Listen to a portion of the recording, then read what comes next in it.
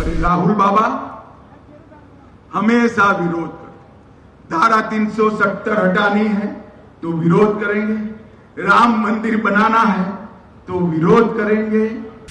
अरे राहुल बाबा, विरोध करते करते आपका स्वभाव ही विरोध का बन गया है। जम्मू कश्मीर को खुशहाल बनाएंगे, जम्मू कश्मीर को सुरक्षित बनाएंगे। अरे राहुल बाबा हमेशा विरोध करते। धारा 370 हटानी है तो विरोध करेंगे, राम मंदिर बनाना है तो विरोध करेंगे, ट्रिपल तलाक हटाना है तो विरोध करेंगे। अरे राहुल बाबा, विरोध करते करते आपका स्वभाव ही विरोध का बन गया है।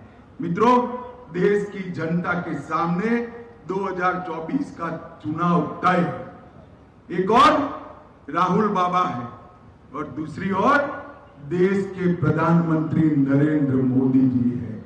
जम्मू वाले मुझे बताइए, 24 के चुनाव में फिर से एक बार मोदी जी को पूर्ण बहुमत के साथ 300 से ज्यादा सीटों के साथ प्रधानमंत्री बनाएंगे क्या? जरा जोर से हाथ उठाकर बोलिए, बनाएंगे?